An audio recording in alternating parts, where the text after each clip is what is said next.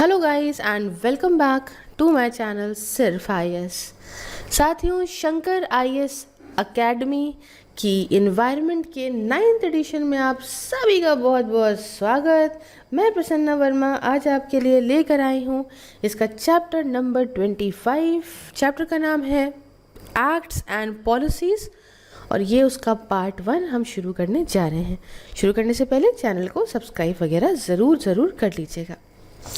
आइए शुरुआत में सबसे पहला टॉपिक जो हम यहाँ पढ़ेंगे वो है वाइल्ड लाइफ प्रोटेक्शन एक्ट 1972 का।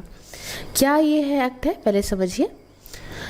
दोस्तों, दुनिया के अंदर भारत हमारा ऐसा पहला देश बना जिसने प्रोविजंस लेकर आई जिसके माध्यम से प्रोटेक्शन और कंजर्वेशन किया गया इन्वायरमेंट का अपने संविधान के अंदर।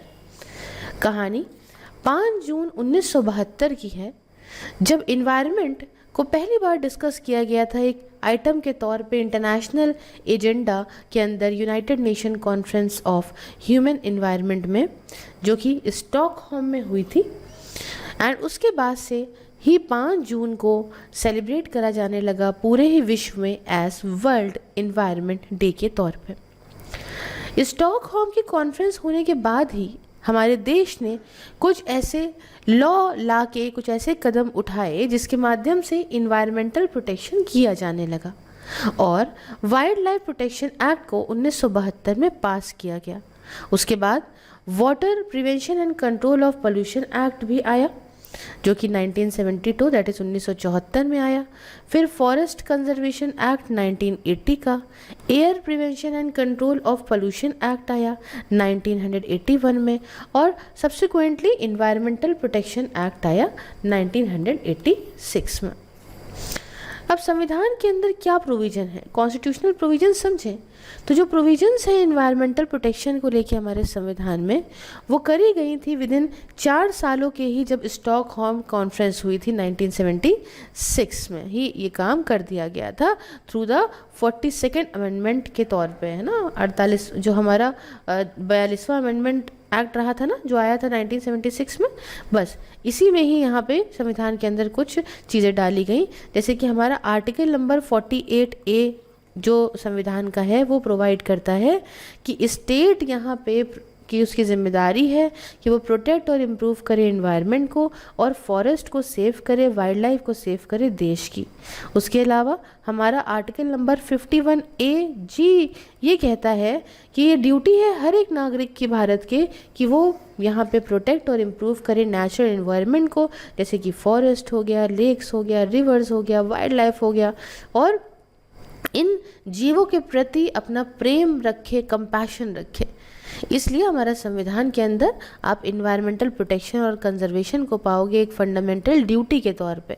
और कुछ इंपॉर्टेंट एक्ट्स भी सरकार ने पास करे हैं जो कि हम एक एक करके आइए डिस्कस करते हैं। तो नेक्स्ट आता है वाइल्ड लाइफ एक्ट ऑफ 1972। समझिए क्या है ये।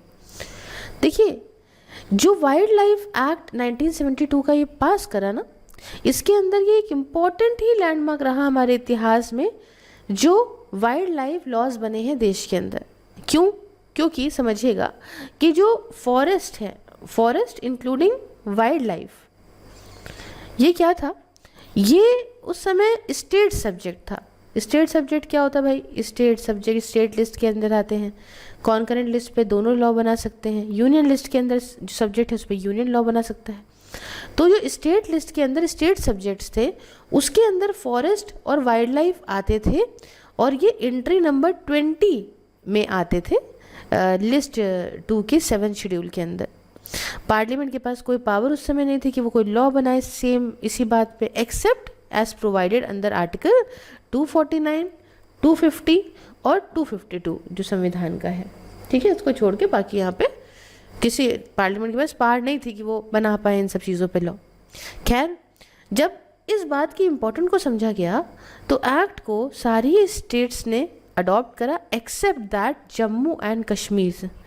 ठीक है, और क्योंकि उस समय जम्मू एंड कश्मीर के अंदर सेम लॉ लाया गया था, पहले से चल रहा था for the purpose of wild life protection. तो जो ऑपरेशन है इस एक्ट का था ये मैंडेटरी कर दिया यूनियन टेरिटरीज में भी, और wild life protection act 1972 provide करता था बेसिक फ्रेमवर्क टू इंश्योर कि जो प्रोटेक्शन और मैनेजमेंट है वाइल्ड लाइफ का वो प्रॉपर हो। क्या इस एक्ट को कई दफ़ा अमेंड करा गया, जैसे कि 1982 में, 1986 में, उसके अलावा 1991 में, 1993 में, है ना। और उस हिसाब से जैसे भी प्रोविजंस वक्त के साथ साथ लगती गई वो प्रोविजंस डालते गए।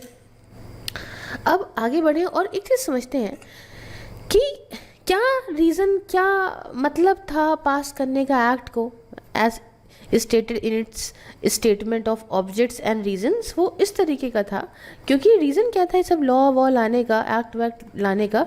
ये रीज़न था कि भाई देखो, इंडिया की वाइल्ड एनिमल बहुत तेज़ी से कम हो रहे थे, बर्ड्स कम हो रही थी, और आप जानते हैं वाइल्ड लाइफ रिसोर्सेज हमारे देश में बहुत ही ज़्यादा इम्पॉर्टेंट है। तो ये तो एक बहुत ही कंसर्न की बात थी।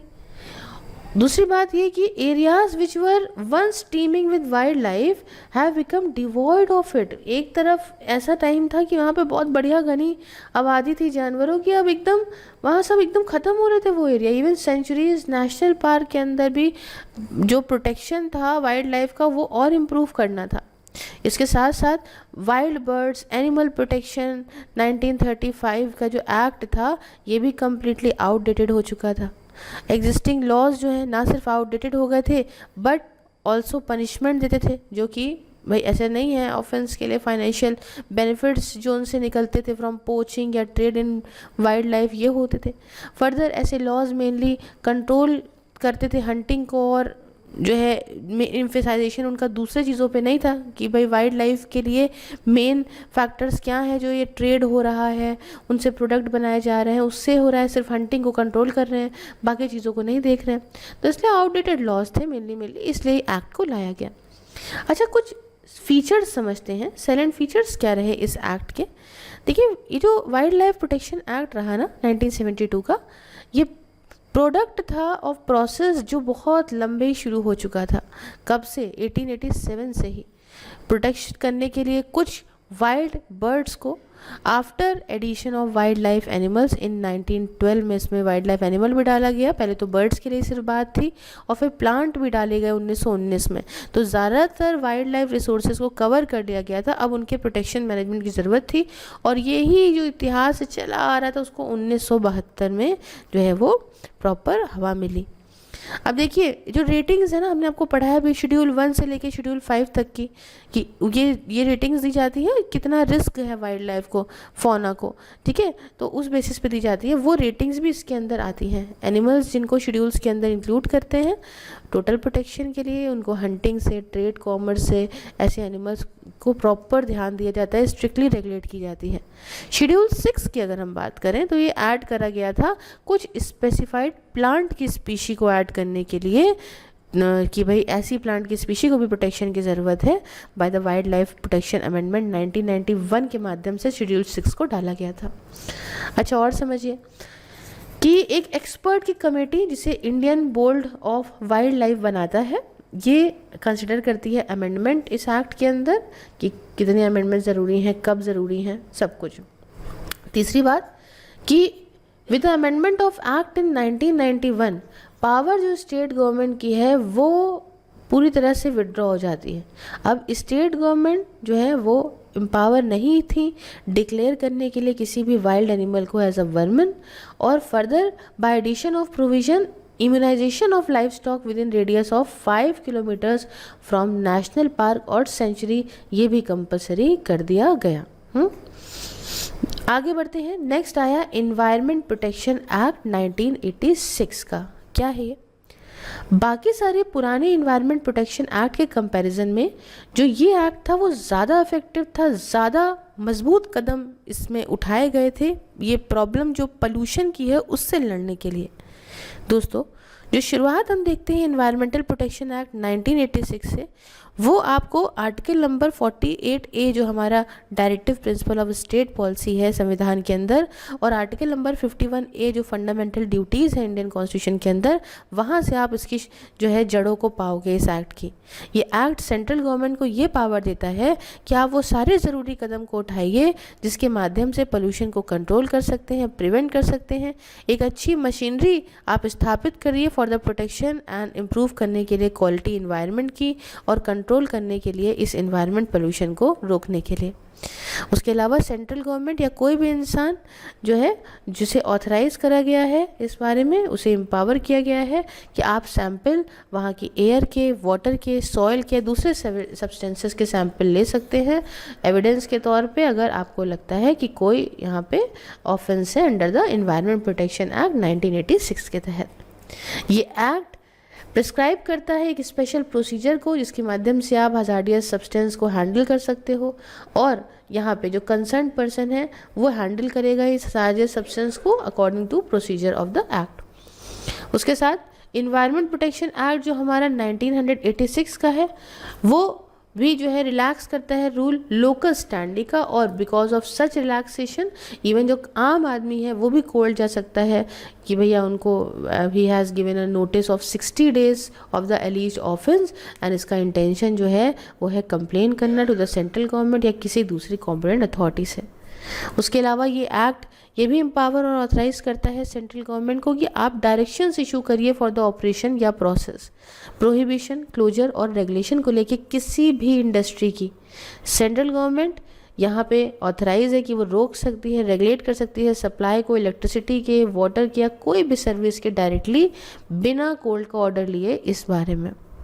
एक्ट के अंदर जो है वो डील्स और ज़्यादा मतलब ये देखें तो एक्ट के अंदर जो आती चीज़ें वो ज़्यादातर डील करता है जो भी स्ट्रिक्ट पीनल प्रोविजन है उससे, मतलब मिनिमम जो पेनाल्टी है अगर मान लीजिए आप वायलेट करते हो किसी भी प्रोविजन लॉ को, वो जेल है फॉर अ टर्म विच में भी एक्सटेंड 5 सालों तक के लिए जेल हो सकती है या 1 लाख रुपए तक का फाइन, ये दोनों चीज़ें आप पे लग सकती हैं।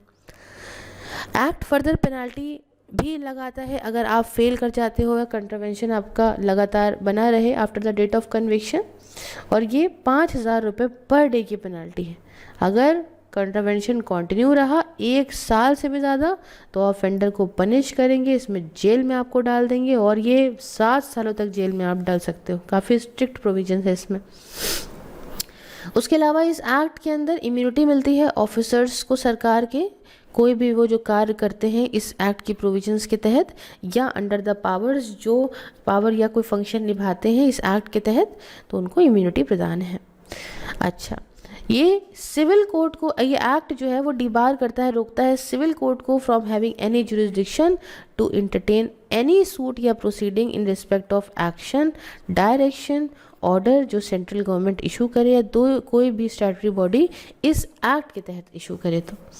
उसके अलावा यहाँ पे इस एक्ट के तहत यहाँ पे सबसे ऊपर सुप्रीमेसी है प्रोविजन की। दूसरे शब्दों में बताऊँ तो प्रोविजन इस एक्ट की और रूल्स की या ऑर्डर्स जो करे जाते हैं इस एक्ट के अंदर वो अफेक्ट में आते हैं या सुप्रीमेसी इसकी होती है anything over anything inconsistent contain in any enactment other than this act. ठीक है, तो ये पूरी कहानियाँ हैं इस एक्ट की, the wild life act of the environment protection act of 1986 इसकी कहानी है। नेक्स्ट आता है हमारा नेशनल फॉरेस्ट पॉलिसी 1988 की। ठीक है, ये वाली है नेशनल फॉरेस्ट पॉलिसी 1988।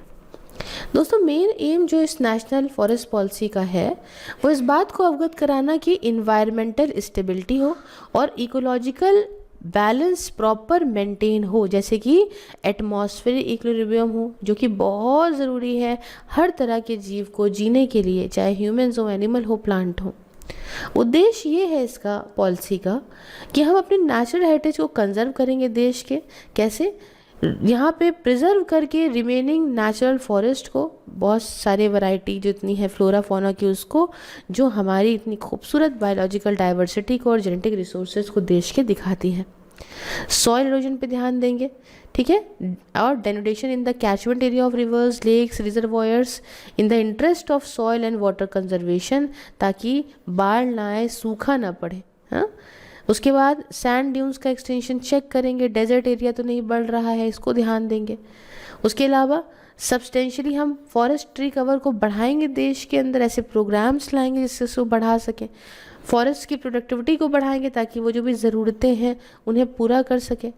ज़रूरी यूटिलाइजेशन फॉरेस्ट प्रोड्यूस का और बढ़ाएंगे, मैक्सिमाइज करेंगे सब्स्टिट्यूशन ऑफ वुड को। तो ये जो है कहानी है इसकी। अब जो मेजर अचीवमेंट्स रही इस नेशनल फॉरेस्ट पॉलिसी 1988 की, उसके बारे में बताती हूँ। देखिए यहाँ पे फॉरेस्ट रिकवर बढ़ा इससे, उसके अलावा लोकल कम्युनिटीज़ ने इन्वॉल्व किया प्रोटेक्ट करने में, कंजर्व करने में, मैनेज करने में फॉरेस्ट को जॉइंट फॉरेस्ट मैनेजमेंट प्रोग्राम के माध्यम से। उसके अलावा जो भी रिक्वायरमेंट थी फ्यूल वुड की, फॉडर माइनर प्रोड्यूस की या स्मॉल टिम्बर की रूरल या ट्राइबल पॉपुलेशन में, वो पूरी हुई। बायोडाइवर्सिटी का कंजर्वेशन हुआ, जेनेटिक रिसोर्सेज का देश का कंजर्वेशन हुआ एक्स सीटू और इन सीटू कंजर्वेशन मेथड्स के माध्यम से।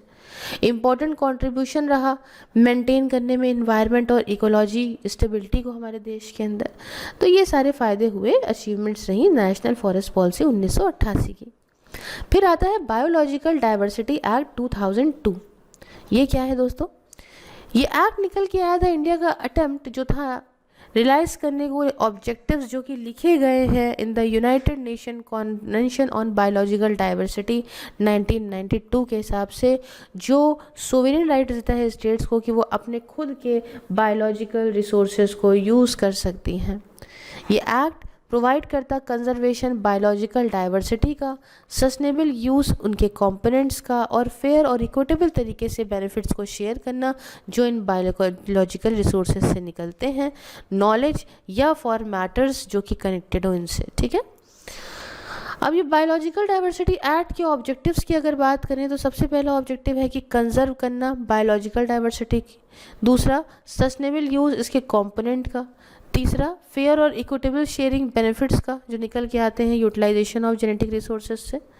प्रॉपर इस एक्ट के अंदर क्या है, ये 3 टियर स्ट्रक्चर है जिसके माध्यम से एक्सेस बायोलॉजिकल रिसोर्सेज को रेगुलेट करना, जिसमें नेशनल बायोडाइवर्सिटी अथॉरिटी आता है, स्टेट बायोडाइवर्सिटी बोर्ड आता है और बायोडाइवर्सिटी मैनेजमेंट कमेटी आता है लोकल लेवल पे। ठीक, नेक्स्ट जो हम बात करेंगे वो करेंगे scheduled tribes and other traditional forest dwellers recognition of forest right act 2006। एक इम्पॉर्टेंट एक्ट है, इसको समझिएगा दोस्तों। फॉरेस्ट राइट्स एक्ट 2006 ये प्रोवाइड करता है री इंस्टीट्यूशन जो डिप्राइव फॉरेस्ट राइट्स का है अक्रॉस इंडिया। ठीक है, जिसमें इंडिविजुअल राइट्स से जो भी रह गए हैं उसको प्रॉपर लाएंगे आपको, इंडिविजुअल राइट्स कल्टीवेट करने का लैंड को लेके फॉरेस्ट लैंड में, community rights common property resources के अंदर, ये सब ये आपको दिलाता है। एक्ट बहुत इंपॉर्टेंट है क्योंकि स्कोप और हिस्टोरिक अपॉर्चुनिटी देता है जिससे हम सब मिल के एक साथ काम करें, लाइवलीहुड राइट्स दिलाएं लोगों को। ये एक इम्पॉर्टेंट टूल क्यों है? देखिए, ये मजबूत करता है लोकल सेल्फ गवर्नेंस को, लाइवलीहुड सिक्योरिटी लोगों की प्रॉपर सही कराता है, एड्रेस करता है इश्यूज कंजर्वेशन के, मैनेजमेंट के, नेशनल रिसोर्सेज के और कंजर्वेशन गवर्नेंस ऑफ इंडिया का। तो पहली बार फॉरेस्ट राइट एक्ट्स ने रिकॉग्नाइज और सिक्योर किया था चीज़ों को। ठीक है, राइट्स को रिकॉग्नाइज किया था, कम्युनिटी राइट्स को, इसके अलावा इंडिविजुअल राइट्स को, राइट प्रोटेक्ट करने का, रीजनरेट, कंजर्व या मैनेज करने का किसी भी कम्युनिटी के फॉरेस्ट रिसोर्स को, विच कम्युनिटीज़ में भी ट्रेडिशनली, एक कम्युनिटी मान लो रह रही है, वो बहुत पास से प्रोटेक्ट कर रही है, कंजर्व कर रही है फॉर सस्टेनेबल यूज़, तो उस कम्युनिटी के उस फॉरेस्ट यूज़ पर राइट्स होंगे ना। तीसरा ये कहता है कि भाई right to intellectual property and traditional knowledge जो भी बायोडाइवर्सिटी या कल्चर डाइवर्सिटी से रिलेटेड है, और right of displace communities and rights over development activities. तो ये सब चीज़ें, ये एक इम्पॉर्टेंट टूल है इन सब चीज़ों को दिलाने का। इस FRA के कुछ फीचर्स की बात करें तो जो नोडल एजेंसी है इम्प्लीमेंट करने के लिए वो मोटा है। ठीक है, ये एक्ट एप्लीकेबल है ट्राइबल और दूसरे ट्रेडिशनल फॉरेस्ट ड्वेलिंग कम्युनिटीज़ में। एक्ट प्रोवाइड करता है रिकॉग्निशन फॉरेस्ट राइट्स का दूसरे ट्रेडिशनल फॉरेस्ट ड्वेलर्स के लिए, provided they have for at least 3 generation prior to 13/12/2005 primarily जो रहती हूँ यहाँ पे, और डिपेंडेंट हूँ फॉरेस्ट या फॉरेस्ट लैंड पे अपने रोज़मर्रा की ज़िंदगी के लिए। एक जनरेशन फॉर दिस पर्पस, इसका मतलब ये हुआ पीरियड इसमें 25 साल होता है। एक जनरेशन रह रही है ना, तो 25 साल का हो गया मतलब मामला। मैक्सिमम लिमिट रिकॉग्नाइज करने के राइट्स को फॉरेस्ट लैंड पे वो 4 हेक्टेयर है। ठीक है, और नेशनल पार्क सेंचुरीज़ को इंक्लूड करा गया है along with reserve forest, protected forest recognition के लिए राइट्स के। एक्ट रिकॉग्नाइज करता है राइट को ओनरशिप के एक्सेस को कि भाई आप कलेक्ट कर सकते हो, यूज़ कर सकते हो, डिस्पोज कर सकते हो माइनर फॉरेस्ट प्रोड्यूस को जो ट्रेडिशनली आपके द्वारा कलेक्ट करा जा रहा था विद इन या आउटसाइड विलेज बाउंड्रीज पे। यह एक्ट डिफाइन करता है माइनर फॉरेस्ट प्रोड्यूस को भी, किसके अंदर सारे ही टिम्बर फॉरेस्ट प्रोड्यूस आएंगे प्लांट ओरिजिन के, जिसमें bamboo, brushwood, stump, cane, tussar, cocoon, honey, wax, lac, tendu या kendu leaf, medicinal plants, herbs, root, tubers वगैरह सब आएंगे। ये एक्ट प्रोवाइड करता है फॉरेस्ट राइट को related to government, providing for diversion of forest land for the purpose of school, hospital, anganwadi, drinking water supply, water pipeline, roads, electricity, telecommunication line वगैरह वगैरह। Rights जो आते हैं इस एक्ट के अंदर वो हेरिटेबल है बट नॉट एनिलेबल, मतलब आपको मिलते जाएंगे आपके पूर्वजों से अगर आप चले आ रहे हो, लेकिन आपको कोई छीन नहीं सकता, आप ट्रांसफ़र नहीं कर सकते हो। और ये रजिस्टर होंगे जॉइंटली दोनों के नाम पे, स्पाउसेस के इन केस ऑफ अगर आप शादीशुदा हैं, और सिंगल हेड के नाम पे अगर इन केस ऑफ आप हाउस होल्ड के हेड है और एक सिंगल हेड जो है हाउस होल्ड चला रहा है, और in the absence of direct hire.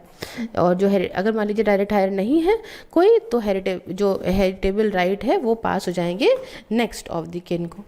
अच्छा, एक्ट प्रोवाइड करता है कि कोई भी member, no member of the forest dwelling scheduled tribe या अदर ट्रेडिशनल फॉरेस्ट ड्वेलर्स, उन सबको किसी को भी ऐसा व्यक्ति नहीं होगा जिसे आप फॉरेस्ट लैंड से हटाओगे उसके ऑक्यूपेशन के अंदर till the recognition and verification procedure is completed. जब तक रिकॉग्निशन वेरिफिकेशन प्रोसेस पूरा नहीं हो जाता तब तक आप किसी को उसकी फॉरेस्ट लैंड से हटा नहीं सकते। इस एक्ट के हिसाब से ग्राम सभा को डेजिग्नेट करा गया है कॉम्पिटेंट अथॉरिटी के तौर पे for initiating the process of determining the nature and extent of, process क्या रहेगा डिटरमाइन करने का, है ना, प्रॉपर जो भी एक्सटेंट है इंडिविजुअल का, कम्युनिटी फॉरेस्ट राइट्स का, वो सब यहाँ पे ग्राम सभा के हाथ में है। और जो भी राइट्स हैं देने हैं फॉरेस्ट ड्वेलिंग शेड्यूल्ड ट्राइब को या अदर ट्रेडिशनल फॉरेस्ट ड्वेलर्स को, ये सब ग्राम सभा के हाथ में आएगा। अच्छा, नेक्स्ट बात आती है जो है अपनी ग्रीन हाईवेज पॉलिसी 2015 की। कुल मिला के green highways plantation, transplantation, beautification and maintenance policy 2015, तो पूरा इसका मामला है ये। अब देखिए इंडिया के अंदर टोटल 47 लाख के around kilometre of road length है, अब तो खैर बड़ी है, इसमें ये कई सारी नेशनल हाईवे इसके अंदर आती है, 2% टोटल रोड लेंथ का इसमें आ गया। हाईवे के अंदर कुछ 40% आप ट्रैफिक लोड पाओगे। तो मिनिस्ट्री ने डिसाइड करा कि अभी हम क्या करते हैं कि हम जो है 40,000 किलोमीटर का एडिशनल रोड बनाएंगे कुछ सालों में ग्रीन हाईवेज़ के नाम से। 2015 की बात है, अभी तो चीज़ें खैर अलग हैं, लेकिन चूँकि पॉलिसी पढ़ा रहे हैं तो आप पढ़िए। विजन ये है इको फ्रेंडली हाईवेज बनाएंगे, पार्टिसिपेशन कमेटी, फार्मर, एनजीओ वगैरह का, private sector, institution, government agencies, forest department सबका रहेगा। इससे क्या होगा, जो एयर पोल्यूशन का इम्पैक्ट है वो कम होगा। Dust as trees and shrub along the highways लगाएंगे, नेचुरल सिंग वहाँ पे एयर पोल्यूशन का काम करेंगे, है ना। कई सारे इसमें एम्प्लॉयमेंट भी मिलेगा लोगों को, panchayat, NGO, self help groups को इन्वॉल्व करा जाएगा। ठीक है, 1% टोटल प्रोजेक्ट की कॉस्ट थी सारे हाईवे प्रोजेक्ट के लिए, वो तो साइड रख दी जाएगी फॉर हाईवे प्लांटेशन के लिए और मेंटेनेंस के लिए, और करीब 1,000 करोड़ पर साल अवेलेबल होगा प्लांटेशन पर्पज़ के लिए। ठीक है, अब भाई एम्प्लॉयमेंट मिलेगा ना, करीब उनका कहना था कि 5 लाख लोगों को एम्प्लॉयमेंट मिलेगा फ्रॉम रूरल एरियाज। नई पॉलिसी में प्रोविजंस थी, रिस्पॉन्सिबिलिटी क्या रहेगी आपकी, ये सब चीज़ें। उसके अलावा जो मॉनिटरिंग और प्लांटेशन स्टेटस हम देखेंगे, ये इंपॉर्टेंट था कि दिख रहा है ना कि हाईवे में कितने पेड़ लगे क्या नहीं, तो हम अपना strong monitoring mechanism in place of by using ISRO का भुवन और गगन सैटेलाइट सिस्टम से काम करेंगे।